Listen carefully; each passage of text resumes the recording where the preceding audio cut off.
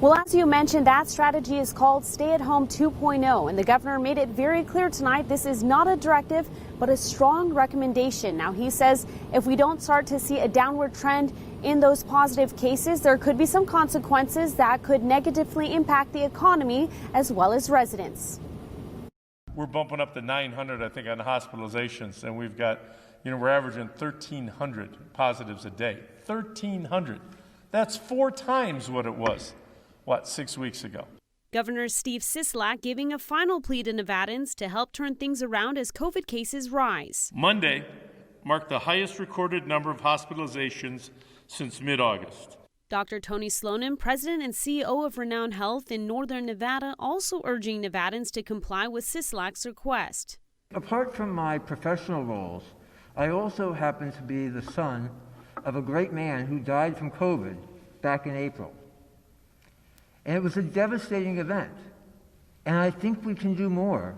Governor Sisolak emphasizing he does not want to implement the closures and restrictions we saw in March. While the stay-at-home measures worked to flatten the curve, they also led to a detrimental economic and social impacts that will take time to recover from. So what is he asking people to do? If you don't have to go out, don't go out. Reduce your time in public to what is necessary. Work from home if you can, get groceries delivered, have virtual meetings. He also wants local governments to step up enforcement measures. This includes citations, fines, and potential license suspensions. And when it comes to schools, Sisolak says he wants kids to go back in person, but safely. Our students are suffering from mental health issues. I spoke to the Clark County superintendent this afternoon, and we lost another student to suicide this week. That's not acceptable, and it's something that we could all do our part to prevent from happening. The 14-day mark hits just 2 days before the Thanksgiving holiday. Sisolak says he won't know what will happen by then. I've got doctors who I have an enormous amount of respect for telling me, and scientists telling me, that we are on the verge of being overwhelmed. I don't know what we will have to decide in 14 days. I'm hopeful that in 14 days, I'm going to be standing for you saying the people in Nevada came through again. You don't run nothing. You don't run nothing. That's the sound of community activists clashing with a local grocery store owner during this protest, calling for that store to be shut down. Claims of expired meat and rotten fruit on the store shelves sparking all this. News 3's Gabby Hart has new photos and explains this is not the group's first time clashing with the store over this issue. At this point, he's a threat to our community. On Tuesday evening, community activist Minister Stretch Sanders held a protest at Fresh and Less on West Owens Avenue, calling for the store to be shut down. This comes after customers have complained of expired meat and bad produce. Of recent pictures of bad meat and fruit and vegetables, and at this point, it's just a slap in our faces. This isn't the first run-in Minister Stretch has had with Fresh and Less.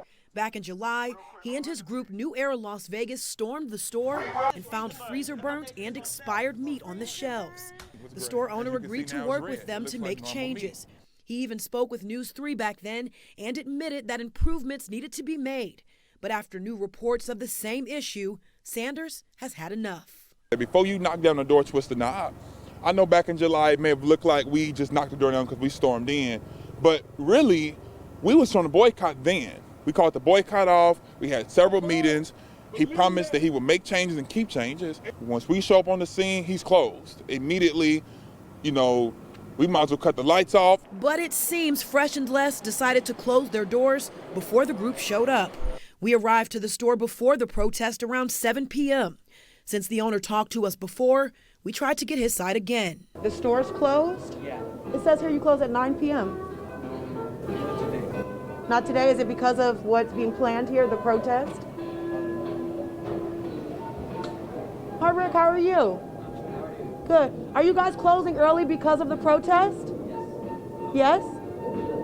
Okay. So you guys are closing early because of the protest? And he just told them to close the doors on me. So he doesn't look like he's going to speak with us. When protesters arrived, the owner called police, and then he came out to talk. We don't want you in our community. And this group this you trespass, is my community. This is not your community. Police eventually made the group take their protest to the sidewalk and off the property. He shut down whether he know it or not. He don't know who he playing with. He playing with the wrong one. If I went to your neighborhood, So believe that. you do the same thing. Because he wouldn't do that in another community. The health district investigated the store in August. A report showed changes were made before the inspection. News 3 has reached out again to see if they're opening a new investigation. Now it's been a rough go of it for first-year Rebels coach Marcus Arroyo, opening the season 0-3. And Saturday, it gets no easier as they play the much-improved and undefeated San Jose State Spartans. Jesse Merrick has a preview. Yeah, Brian, this San Jose State team is legit, and they bring the conference's second-ranked scoring defense into this game. You mentioned the win over San Diego State. Well, in that game, they racked up 3 sacks, 9 tackles for a loss, 1 forced fumble, and 1 very timely interception. Time, end zone. Oh! Intercepted!